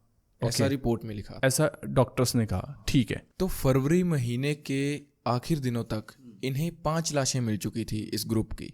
अब ऐसे ही देखते फरवरी का पूरा महीना बीत जाता है, मार्च और अप्रैल भी बीत जाता है। अब यानी कि इनको गायब हुए 3 महीने से ऊपर समय हो गया था और इन्होंने ना तो कॉलेज के साथ अपनी कोई कांटेक्ट किया था जो बाकी के बचे हुए हाइकर से, और ना ही उनका सर्च टीम को कोई ट्रेस मिला था। कुछ पता नहीं लग रहा था, कुछ भी नहीं पता चला था। सर्च टीम घट चुके थे मेंबर जो सर्च कर रहे थे। अब वो भी बात है कि 3 महीने पहाड़ पर वो अपना कैंप कितने दिन तक लगाए बैठेंगे। हाँ, वही बात है, ये सबसे मेन कारण है। और कितने लोग थे उन्हें कुछ भी नहीं मिला, तो फिर उनका भी अंदर से मोटिवेशन जो था। 3 महीने बहुत ज्यादा होते हैं। 3 महीने मतलब 90 दिन उस पहाड़ पर बस वो बैठे हैं, रोज उठते हैं उनको ढूंढने के लिए और फिर वापस आ जाते हैं। हाँ, और कोई ट्रेस नहीं। वो तो आप ये कह सकते हैं कि शुक्र है कि जो पहले वाली 4 लोगों की बॉडी मिल गई इन्हें, 5 थोड़ा सा उन्हें पता रहा कि शायद बाकी के बंदे भी मर गए हैं, नहीं तो अगर उनकी बॉडी भी नहीं मिलती तो ये तो सोचते रहते कि ये सभी चले कहाँ गए। सही बात है, बिल्कुल। जो मानसी ट्राइब मैंने जैसे मेंशन किया था वो लोग वहीं पर रहते थे। उनका एक आदमी था कुरिकोव करके, या वो एक दिन अपनी रास्ते से जा रहा था, जैसे कुछ सामान लेने या फिर किसी काम के लिए। तो वो रास्ते से जा रहा था तो उसे रास्ते के पास ही में कुछ कपड़े दिखाई देते हैं, वो लेडीज़ के कपड़े थे। वो जाकर वहाँ पर देखता है और देखता है कि उसे याद था कि ये सभी सर्च ऑपरेशन हुआ था, यहाँ पर 10 हाइकर्स आए थे जिनमें से एक वापस चला गया और 9 वो गायब हैं। 5 की उनमें से डेड बॉडी मिल गई और 4 अभी भी लापता हैं। तो उसने ये सभी कहानियाँ सुन रखी थी, इसीलिए उसे चिंता होती है और वो उन कपड़ों को लेकर नीचे जाता है और पुलिस स्टेशन में जाकर बताता है कि ऐसे ऐसे करके मुझे ये कपड़े मिले। अब पुलिस की टीम फिर से दोबारा एक्टिव होती है और वो लोग दोबारा से अपनी एक टीम को, खास टीम को, स्पेशल टीम को भेजते हैं ऊपर माउंटेन्स में कि उस एरिया के पास देखो कि कहीं वहाँ पर उनका ट्रेस तो नहीं, जो बाकी के 4 हाइकर्स हैं जहाँ से वो कपड़ा मिला उस जहाँ बंदे से को। वो कपड़ा मिला। तो अब ये टीम जो थी स्पेशल वहाँ पर जाती है। इनमें एक आदमी शुमार था जिसका नाम था व्लादिमीर। पुतिन? नहीं, पुतिन नहीं, व्लादिमीर काफ़ी कॉमन नेम है हाँ, रशिया में। बहुत रशिया में बहुत कॉमन हाँ, है। तो एक नाम का व्लादिमीर नाम का लड़का जाता है टीम के साथ, वो लीड कर रहा था। अब उसके पास भी, व्लादिमीर के पास काफ़ी एक्सपीरियंस था, तो वो उस जगह के आसपास देखता है और एक जगह पर उसे ऐसा दिखाई देता है कि इसके नीचे कुछ हो सकता है, लाइक खड्डे जैसा उसे फील हुआ। ओके, उससे फील हुआ या उसने कुछ देखा? उससे फील हुआ। ओके। तो फिर उसके नीचे वो थोड़ी सी खुदाई करवाता है। उसके नीचे से एक पानी बह रहा था। अब जैसा कि मैंने बताया कि अप्रैल मई का महीना ये चल रहा था, तो इस समय थोड़ी सी गर्मी आने लगती है। तो और जो यूरल माउंटेन्स की बर्फ़ है वो भी थोड़ी थोड़ी पिघलने लगी थी। वो एक तरह से ज़मीन के नीचे, उस बर्फ़ के नीचे थोड़ी सी नाला टाइप बह रहा था, एक वहाँ से पानी बह रहा था। जब उसके नीचे उसने देखा, उसका एक आदमी उसने भेजा, तो वहाँ पर उसे एक फ्लैश का टुकड़ा मिला, मांस का टुकड़ा मिला। तो ये देखकर वो लोग काफ़ी घबरा गए और उन्हें अब कंफर्म हो गया कि इसके नीचे कुछ ना कुछ तो है। कुछ ना कुछ। और उन्हें वो पता था कि ये इंसानी मांस का टुकड़ा है या नॉर्मल, उन्हें वो डिकम्पोज भी नहीं हुआ होगा? डिकम्पोज नहीं हुआ होगा क्योंकि वो बर्फ में ठंड था। की वजह से। हाँ, तो उन्हें बेसिकली मांस का टुकड़ा मिला। अब वो देखना चाहते थे कि ये किसका है। वो लोग सभी जो 5-6 लोग थे टीम के, वो खुदाई करते हैं। उनमें से एक बंदा खुदाई करता है, थोड़ी सी खुदाई करता है, तो उसे लड़की की लाश मिलती है। और वो लाश थी लूदमिला की। ओके। जो इस ग्रुप की दूसरी मेंबर थी, जिसके पास पैसों के लेन देन की पूरी रिस्पॉन्सिबिलिटी थी। और उसी की आगे थोड़ी सी खुदाई करते हैं। इन्हें बाकी के जो 3 मेंबर बचे हुए थे लूदमिला के अलावा, उनकी भी डेड बॉडी मिल जाती है। शाशा कालेवतोव, निकोले टीबो और जो सेमियोन बंदा था जो एक हफ्ते पहले ही इस ग्रुप के साथ जुड़ा था, सीनियर सबसे। तो अब इन चारों की डेड बॉडी भी पुलिस को मिल चुकी थी, सर्च टीम को मिल चुकी थी। अब ये पूरी तरह से कंफर्म हो चुका था कि 9 के 9 लोग मर चुके, मतलब जितने भी हाइकर्स वहां पर गए सभी मर गए। और ये यहाँ पर जैसा कि आप देख सकते हैं कि जो यूरी और उसके साथ एक और डेड बॉडी इस ट्री के पास मिली थी नीचे, तो उससे कुछ ज्यादा दूर ये खड्डा नहीं है जहां पर और 4 लाशें मिली। बिल्कुल थोड़ा लेकिन इशू क्या हुआ कि वो नीचे जमीन लाइक बर्फ के नीचे वो चले गए, तो इनको शायद सर्च करते टाइम वो दिखे नहीं। वही इस पिक्चर में भी आपको दिखाई दे रहा होगा, वो डेन लिखा है, स्नो डेन, तो वो गड्ढा सा बना हुआ है। ओके, हाँ, यस। तो इसके नीचे उनकी डेड बॉडीज मिली।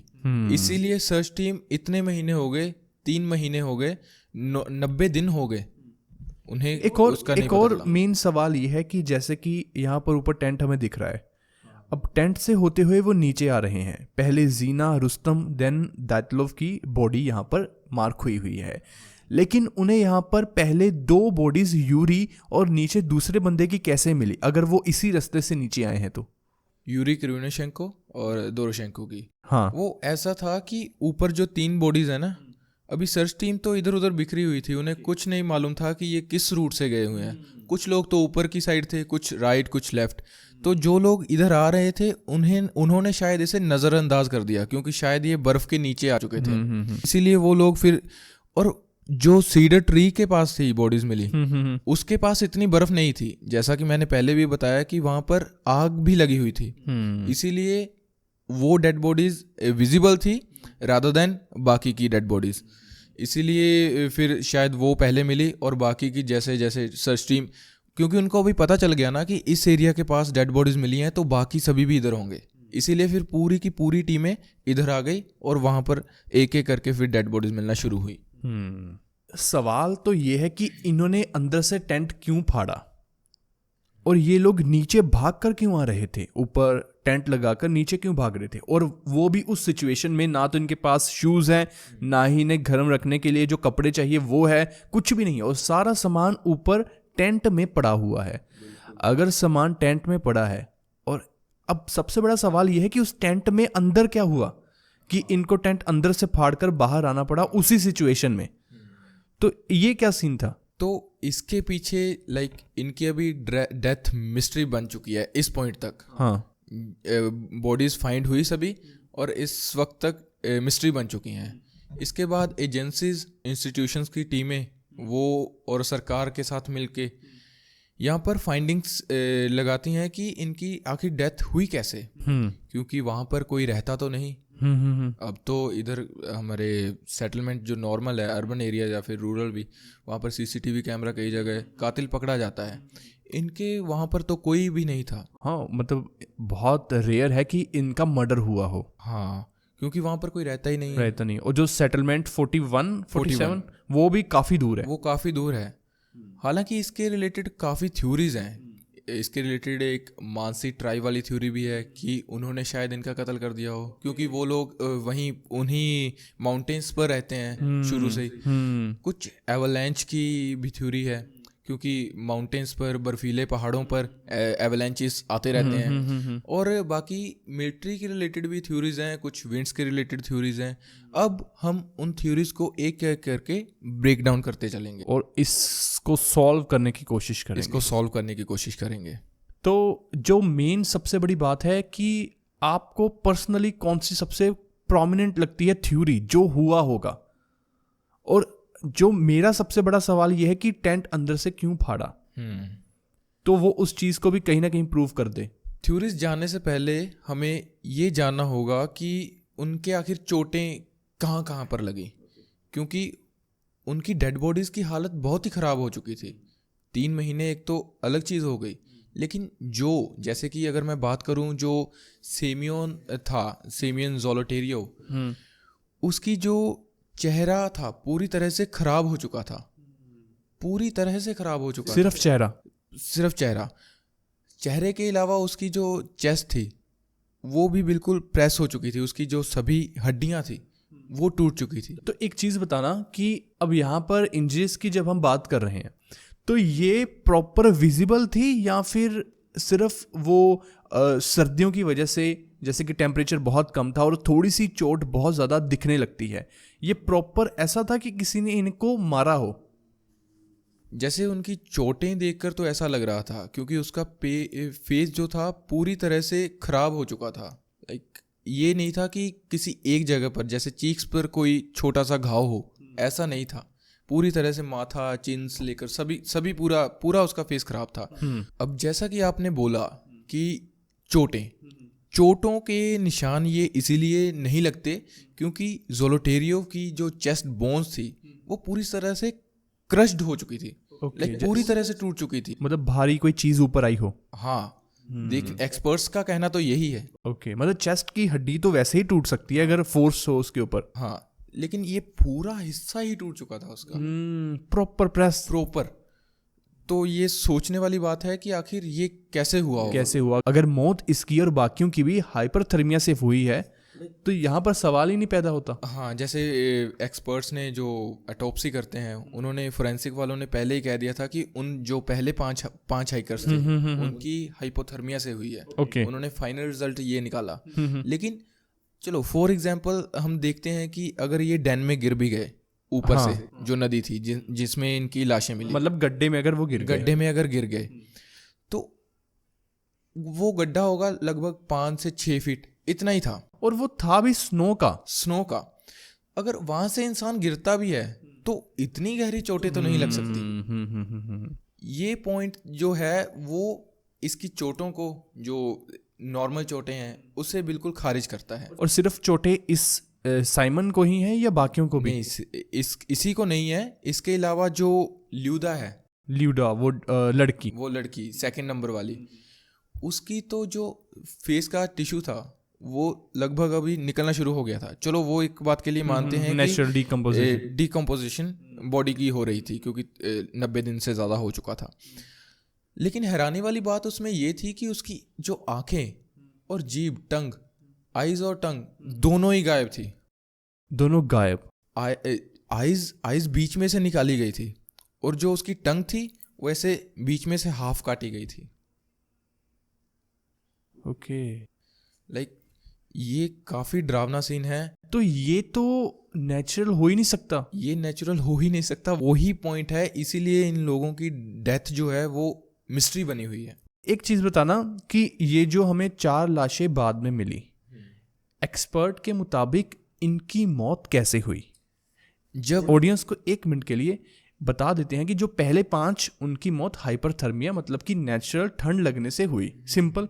इन 4 की कैसे हुई? आपका सवाल काफ़ी वैलिड है, लेकिन अगर इसमें बात करें कि ऑटोप्सी में क्या चीज़ आई, ऑटोप्सी में जो फोरेंसिक्स ने आखिरी में सिट्टा निकाला वो ये निकाला कि इनकी मृत्यु ठंड में जमने की वजह से हुई। मतलब उनका कंक्लूजन ये था कि ये मरे हैं ठंड से जमने की वजह से।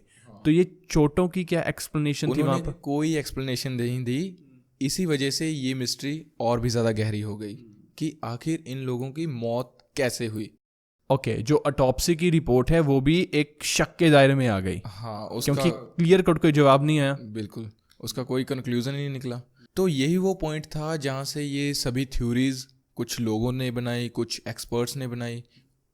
कई सारे एक्सपर्ट्स इस केस को कई सालों तक एग्जामिन करते रहे अपने पर्सनली, लेकिन उन्होंने फिर अपनी अपनी थ्योरीज सामने रखी और उसके बारे में अब हम चर्चा करेंगे। और we will try to solve this case. या We have some profound queries और questions. फर्स्ट क्या है कि उन्होंने टेंट अंदर से क्यों फाड़ा, और दूसरी कि अगर फुट जो हमें फुटस्टेप मिले वो सिर्फ उतने ही क्यों मिले, और तीसरा जो सबसे बड़ा सवाल है कि इनकी बॉडीज के ऊपर ये चोटें इंजरीज कैसे आई। अगर ये मरे हाइपरथर्मिया से हैं, चोट लगने की भी एक हद होती है कि नेचुरली इतनी चोट लग सकती है, लेकिन ऐसा लग रहा है कि एक्सटर्नल फोर्स यानी कि किसी ने या किसी जानवर ने या किसी ने भी इन्हें मारा हो उस हिसाब से। और जो चौथा सवाल हम ढूंढने की कोशिश करेंगे जिसका जवाब कि मान लो कि ये अपने टेंट को काट कर वहां से बाहर भागे नीचे की ओर, वहां से उन्होंने आग जलाई जो भी किया, तो फिर ये वापस क्यों नहीं ऊपर गए? ये 4 सवाल हम ढूंढने की कोशिश करेंगे, क्योंकि इनकी जान को बचाने के लिए जो रिसोर्सेस इन्हें चाहिए थे वो प्रॉपर टेंट के अंदर मौजूद थे। इन्हें सिर्फ उस रात को निकालने के लिए कपड़े चाहिए थे। अगर वो कपड़े आ जाते तो ये बच जाते, और खाने का सामान तो चलो वो बात की बात है, लेकिन उस रात को निकालने के लिए इन्हें वो कपड़े चाहिए थे। और एक और बात, ऑटोप्सी में ये चीज़ पता चली कि इनकी मौत उसी रात को हुई थी जिस दिन ये पहली रात, ऑटोप्सी में ये भी पहली रात मतलब जिस दिन ये लोग वहां पर पहुंचे थे। फर्स्ट डे ये सब कुछ काम कर अपना टेंट के अंदर चले गए। जब डायरी पर इन्होंने आखिरी बार लिखा 1 फरवरी को, इनकी मौत 1 फेब को ही हुई रात को। दरअसल ऑटोप्सी में 1 और 2 फेब का जिक्र है, क्योंकि ये लोग एक ही रात को सोए और फिर जैसे भी 2 आ गया, तो इसीलिए ऑटोप्सी में ये दोनों डेट्स का जिक्र है। मतलब मोटा मोटी हम ये कह सकते हैं कि इनकी मौत उसी रात को हुई, उस दरमियानी रात को हुई, मतलब 1 फेब की रात को ही। तो यही चौथा सवाल हमारा यही है कि ये लोग वापस क्यों नहीं गए? ऐसा क्या उन्होंने वहां देख लिया, और ऐसा क्या हो गया कि ये अपना इन्होंने मरना पसंद किया वापस जाने की बजाय? और जो वापस जा भी रहे थे उनकी लाशें भी हमें उस लाइन में दिख रही हैं। इसका मतलब ये भी था कि इन्हें वापस जाने का रास्ता पता था, तभी तो ये सीधी डायरेक्शन में जा रहे हैं, और वो भी सभी एक ही तरफ। बिल्कुल। तो ये 4 सवाल हम ढूंढने की कोशिश करेंगे। और आखिर में इन्होंने अपनी जान भी बचाने की कोशिश करी, जैसे कि उन्होंने दोनों ने, यूरी क्रिवोनोशेंको और दोरोशेंको ने अपने पेड़ के नीचे आग लगाई होगी, और जो ये चारों थे, इन चारों की डेड बॉडीज एक साथ मिली थी, जैसे कि एक दूसरे की बॉडी वार्मथ देने की कोशिश कर रहे हैं। ओके। इस तरीके से पड़ी थी, एक दूसरे के ऊपर आसपास ऐसे जुड़े हुए थे ये लोग। और बाकी वो तीनों भी, जीना, रुस्तम और इस ग्रुप का लीडर इगोर दयात्लोव, वो भी अपने टेंट की तरफ जा रहे थे। वहाँ वो 3, यहाँ पर 3 बंदे टेंट की तरफ जा रहे हैं, और जो 2 बंदे हैं उनकी मौत हुई उस ट्री के पास। अब बचते हैं 4 लोग। 4 लोग मिलते हैं उस गड्ढे में से, 4 के 4 लोग, और वो भी एक ही साथ पड़े हुए थे। अब यहाँ पर एक काफ़ी अजीब चीज़ ये थी कि उन 4 हाइकर्स में जो उस गड्ढे में मिले थे, उनमें से एक लड़के ने लड़की के कपड़े पहने हुए थे और लड़की ने लड़के के, और उस लड़की की, ल्यूदमिला की आंखें भी गायब थी।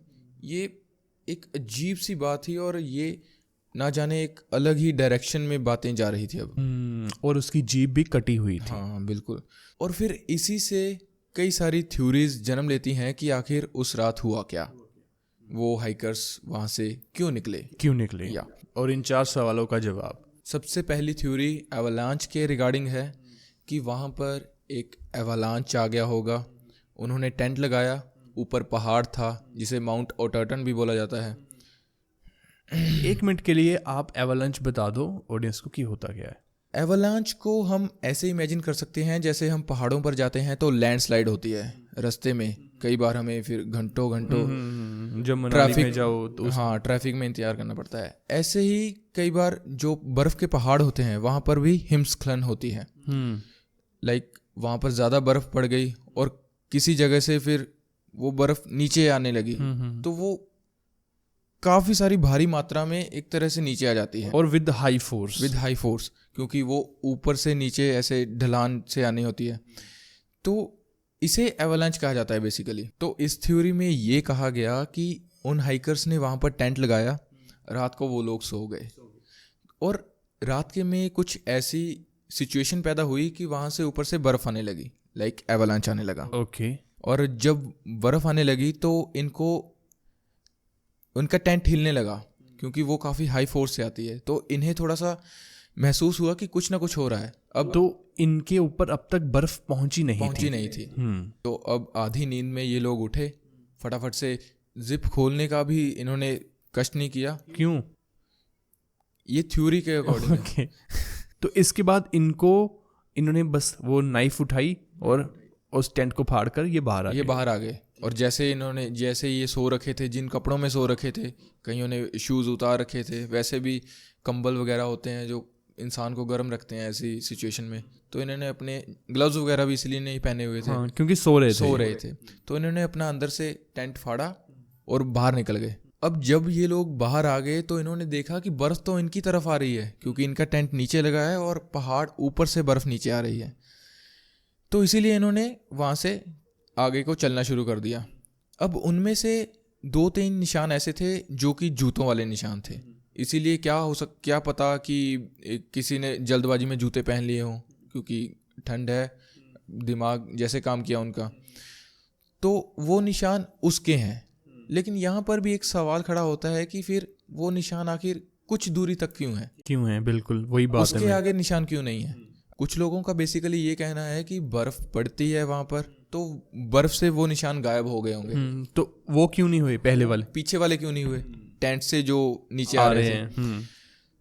तो ये कहा जाता है बेसिकली कि इससे वो नीचे चले गए। लेकिन यहीं पर जो इस केस की इन्वेस्टिगेशन कर रहे थे, जो मेन इस केस के इन्वेस्टिगेटिव ऑफिसर थे, उन्होंने इस थ्योरी को सरासर नकार दिया। हाँ, ये इस थ्योरी का कोई सर पैर नहीं दिख रहा। सही बताऊं, सर पैर नहीं दिख रहा। जैसे हमें रियलाइज़ हुआ, उन्होंने एक काफ़ी प्लॉजिबल कारण दिया। वो ये था कि अगर हम उस समय की पिक्चर भी देखें, स्क्रीन पे आपको दिखाई दे रही होगी, अगर हम उस समय की पिक्चर देखें तो टेंट लगा हुआ है, टेंट के ऊपर बर्फ़ आ गई, बर्फ़ की एक नॉर्मल पतली सी चादर बिछी हुई है। बेसिकली उसने टेंट को एक तरह से गिराया ही है बस। अगर एवलांच भी आया होगा तो उसके टेंट के बिल्कुल पीछे, लाइक वो जो पहाड़ ऊपर से नीचे आ रहा था उसकी डायरेक्शन में एक स्की पोल, तो उस टेंट के बिल्कुल पीछे जो पहाड़ की डायरेक्शन में उस पोजीशन में एक स्की पोल ऐसे गाड़ा गया था टेंट के बिल्कुल पीछे। तो उनका ये कहना था इन्वेस्टिगेटिव ऑफिसर का, अगर एवलांच आया, वो तो एक नॉर्मल सा स्टिक होती है, ठीक है, कुछ फीट की होगी, 3-4 फीट की होगी। अगर इतना बड़ा एवलांच आता है तो वो स्टिक आखिर बेंड क्यों नहीं हुई? वो अगर उसके पीछे लगा हुआ टेंट बेंड हो गया और वहां से लोग भागे तो वो स्टिक आखिर टेढ़ी भी नहीं हुई, तो वो वैसे की वैसी खड़ी है।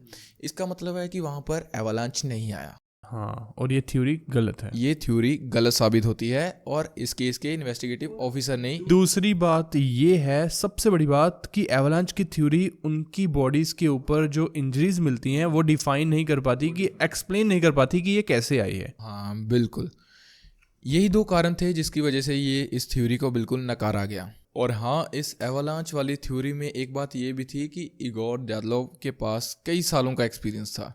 तो वो बंदा फिर हर दिन हर रात जब भी टेंट लगाता था तो वो काफ़ी सोच समझ के लगाता था, बाकियों के साथ बात करके। तो फिर यहाँ पर वो इतनी बड़ी गलती क्यों करेगा? उसे पहले ही भनक हो जाती थी। ऐसा बोला जाता है कि यहाँ पर स्टेबल रहेगा टेंट या फिर कुछ ट्रेजेडी, नेचुरल डिजास्टर तो नहीं होगा।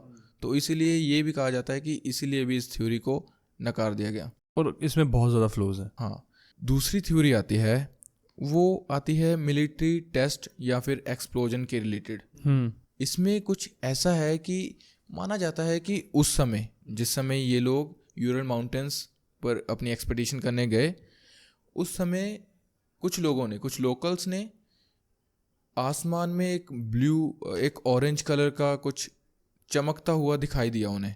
मतलब उस रात को? हाँ, एग्जैक्टली उस रात को।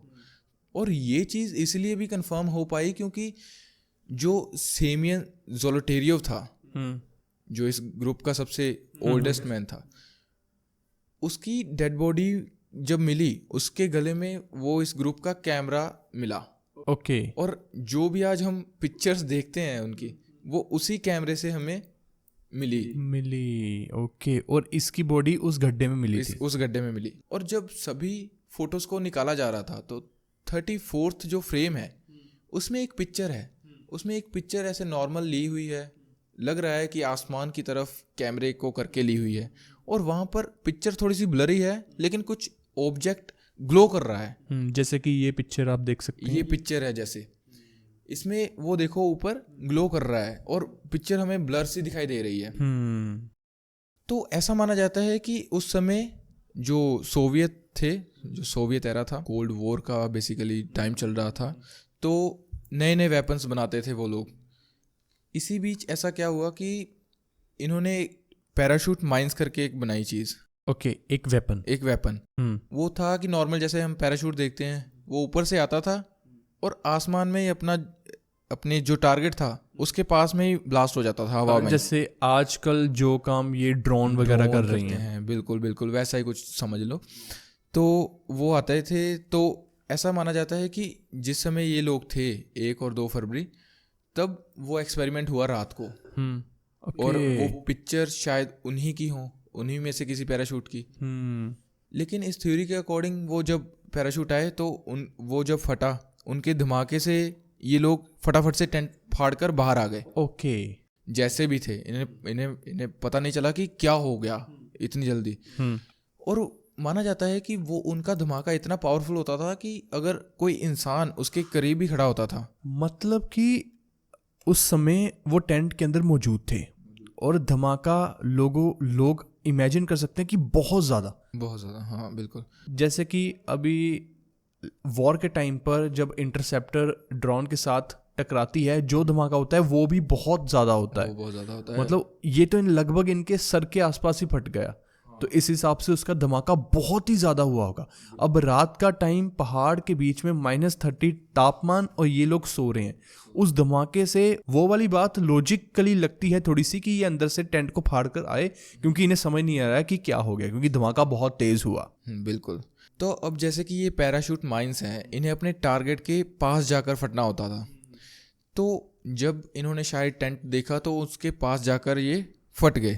और ऐसा माना जाता है कि जब ये अपने टारगेट के पास जाकर फटते थे और अगर वहाँ पर कोई इंसान खड़ा होता था तो इनका धमाका इतना ज़्यादा तेज़ होता था कि उस इंसान के जो इंटरनल ऑर्गन्स है वो तक फेल हो जाते थे।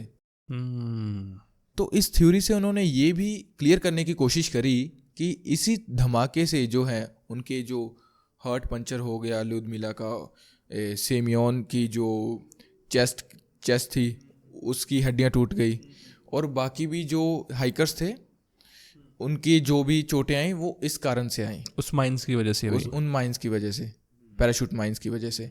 तो इससे ये 2 बातें क्लियर होती हैं। ये 2 बातें तो क्लियर होती है। लेकिन अब बात है कि उस समय चलो वो फटाफट टेंट से बाहर आए धमाके की वजह से। अब ये जो इंजरीज वाली बात है ये भी कहीं ना कहीं लॉजिकली आप मान सकते हो। अब यहाँ पर 2 चीज़ें बचती हैं, एक तो फुटस्टेप और दूसरा कि ये लोग वापस क्यों नहीं गए। और अगर मैं फुट स्टेप्स की बात करूं तो अब जैसे ये धमाका हुआ, अगर हमारे पास कोई बम भी चलता है नॉर्मल, तो हम फटाफट से भागते हैं वहाँ से।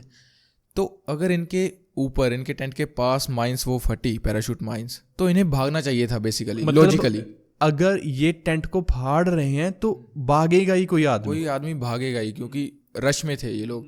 लेकिन एक इंटरेस्टिंग बात यह है कि वहाँ से जब वो जो फुटस्टेप्स मिले वो चलने के थे। ओके। जो नंगे पाँव वाले, जो बूट्स वाले, वो चलने के थे, वो कोई दौड़ने वाला नहीं था। क्योंकि डिस्टेंस कम था, 1 फुट दूसरे फुट के बीच में। अगर हम दौड़ते हैं तो डिस्टेंस ज़्यादा होता है, लेकिन अगर हम चलते हैं तो नॉर्मल जैसे इंसान चलता ही है।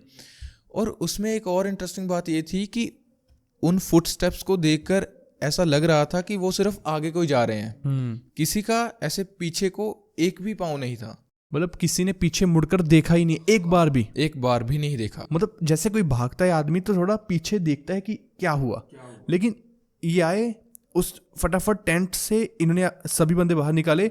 उसके बाद में उस समय रश कर रहे थे ये, तो उसके बाद क्या हुआ कि ये चलने लगते हैं धीरे धीरे, और ऐसे हिप्नोटाइज होकर चल रहे हैं धीरे धीरे, ना पीछे मुड़कर देख रहे हैं, ऐसा हुआ। अब इससे हम ये अंदाज़ा लगा सकते हैं कि इनके दिमाग में कितना ज़्यादा खौफ उस चीज़ का आ गया होगा। ये तो हुई, मतलब ऐसा खौफ वाली बात, 1 में हो 2 में हो 9 लोग। और इसमें एक फ़नी बात ये है इस थ्योरी में, जो डुबिनिना थी, ल्यूदमिला डुबिनिना, उसकी जो टंग और आइज़ गायब थी।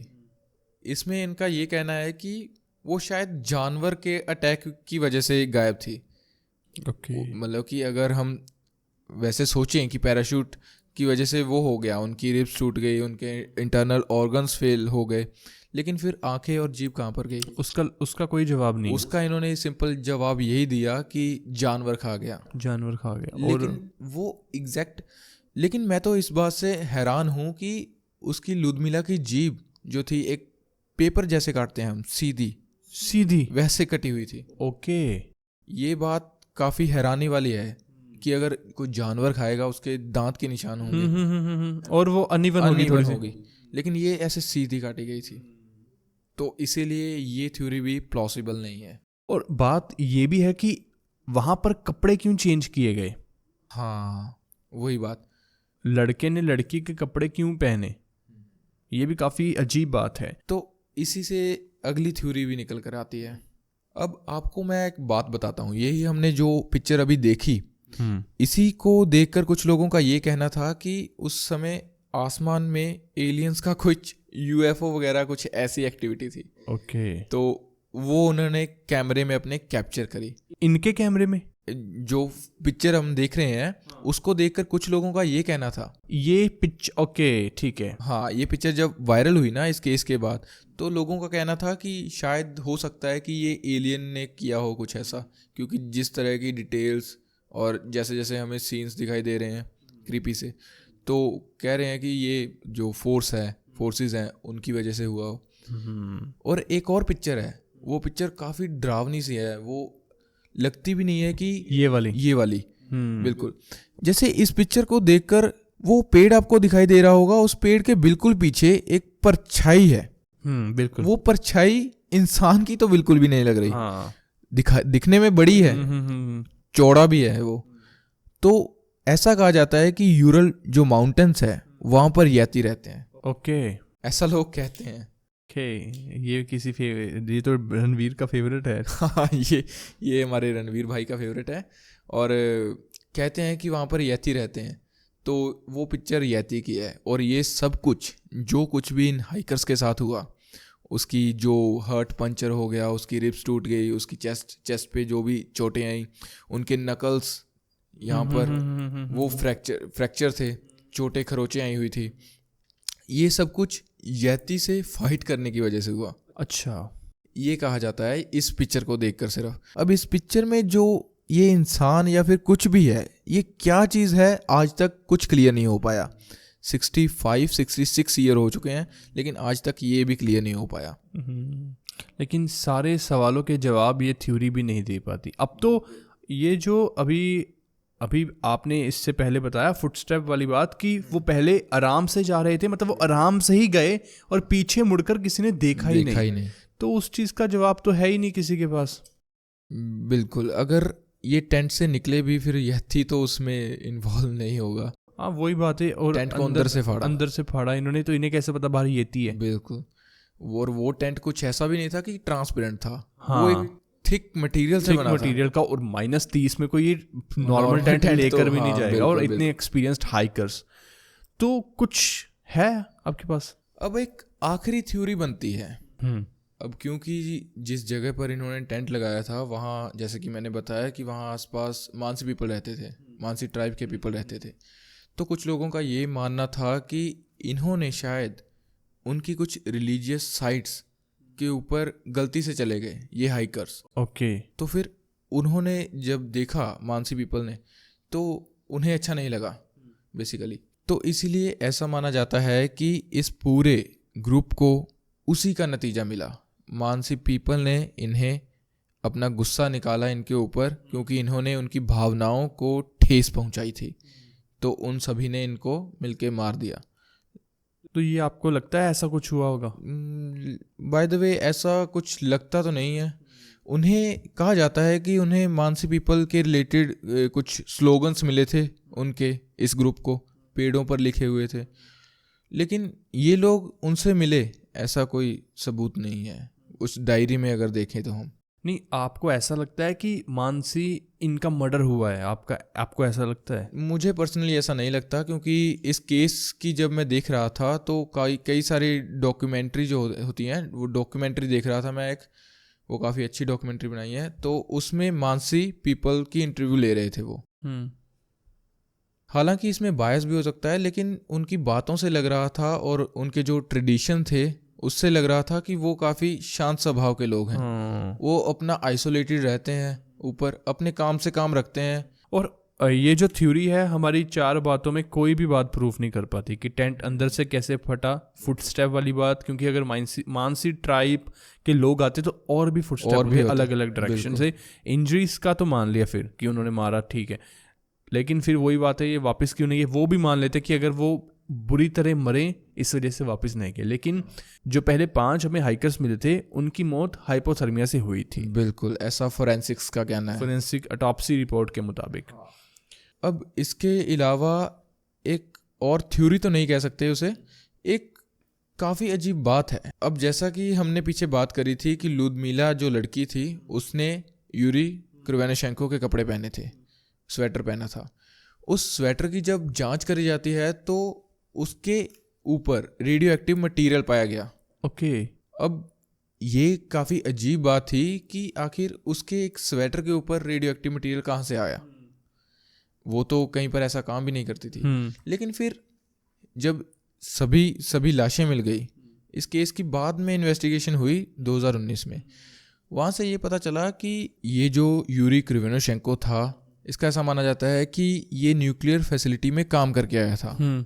और वहाँ से इसके जो कपड़े थे वो रेडियो एक्टिव मटीरियल से भरे हुए थे। लाइक नॉर्मल तो हमारी बॉडी में आसपास होता ही है, एयर में भी होता है, हर चीज़ लगभग थोड़ी बहुत रेडियो एक्टिव होती है। लेकिन वो कुछ ज़्यादा ही था, जिसकी वजह से फिर उन्हें शक हुआ। उन्होंने जांच करी, उसका बैकग्राउंड निकाला तो ये चीज़ पता चली। और वो फैसिलिटी में भी लाइक उसमें रशिया में एक किश्तिम जगह है करके, वहाँ पर एक किश्तिम डिज़ास्टर हुआ था। ये डिज़ास्टर चर्नोबिल जैसा भयानक था। और जब ये हुआ 1957 में, तब ये दुनिया में सबसे बड़ा डिज़ास्टर था। ओके, चर्नोबिल बाद में हुआ था। चर्नोबिल और फुकुशिमा से पहले ये हुआ था। लेकिन अब तो हमें पता है कि यूरी क्रिवेनशेंको न्यूक्लियर फैसिलिटी में काम करके आया था। लेकिन जब ये बातें नहीं डिस्क्लोज हुई थी तब वहाँ पर लोगों को यही लगता था कि इसके पीछे भी सरकार का ही हाथ है। वहाँ पर कुछ ऐसा उन्होंने किया होगा एक्सपेरिमेंट न्यूक्लियर के रिलेटेड, तो उस वजह से ये इनके ऊपर रेडिएशन आई। उनका लोगों का ये भी मानना था कि जब उन्हें डेड बॉडीज़ मिली वो नीली पड़ने की बजाय ऑरेंज हो रखी थी और बालों का कलर भी काफ़ी चेंज हो रखा था। इसीलिए फिर लोगों ने इसका काफ़ी रोष जताया। लेकिन ये तो फिर बाद में आखिरकार साबित हो गया कि ये रेडियो एक्टिव मटीरियल कहाँ से आए हैं। और इसमें जो सबसे ओल्ड एज था इस ग्रुप में, सेमियन, उसका भी ये है कि वो वर्ल्ड वॉर 2 का हिस्सा था। ओके, रशिया की तरफ से लड़ा था वो। हाँ, वो वर्ल्ड वॉर 2 का हिस्सा था और उसके कपड़ों के ऊपर भी हद से ज़्यादा, जो नॉर्मल होता है उससे ज़्यादा रेडियो एक्टिव मटीरियल पाए गए। तो उसके कपड़ों में कहाँ से आया वो मटेरियल? ये सवाल एक्सपर्ट्स को भी कहीं से नहीं मिला, उसका पूरा बैकग्राउंड खंगाल लिया, सिर्फ यही पता चला कि वो वर्ल्ड वॉर 2 का हिस्सा था, लेकिन कहाँ से आया ये नहीं पता। शायद वो एक ग्रुप साथ में रहते हैं। लेकिन वर्ल्ड वॉर 2 उस घटना से, इस घटना से 15 साल पहले की बात है, तो ये कोई लॉजिक तो बनता नहीं बात का। सो मेन बात ये है कि हमारे 4 सवालों का जवाब किसी भी थ्योरी ने नहीं दिया। उस रात वहां पर क्या हुआ ये ना आपको पता है ना हमें पता है। We tried our best to solve this case but problem is that it is very complicated. जो भी इंफॉर्मेशन थी वो ऑडियंस के सामने रख दी अभी, लेकिन बट ये बहुत कॉम्प्लिकेटेड केस है और जो सवाल है उनका जवाब ही नहीं है। टेंट अंदर से क्यों फाड़ा, बताओ क्यों फाड़ा? यही बात है। वो पाँव वो कुछ ही दूरी तक क्यों थे, पाँव के निशान। और दूसरी बात, इंजरीज, इतनी अजीब तरीके की इंजरीज आना बहुत ही स्केप्टिकल है एक तरीके से। आखिर में 4 लोग मिले, उनकी तो बॉडीज की, किसी का वॉइस बॉक्स फटा हुआ, किसी का सर फटा हुआ था, लाइक राइट साइड थी एक ही शायद। तो ये काफ़ी क्रीपी चीज़ें हैं, इसका कोई जवाब नहीं है पुख्ता। और दुनिया में ऐसी बहुत सारी अनसोल्व मिस्ट्रीज हैं जो कि हम लाते रहेंगे। Thanks for watching the 1945 show and make sure आपने चैनल को जरूर सब्सक्राइब किया हो। धन्यवाद। Thank you.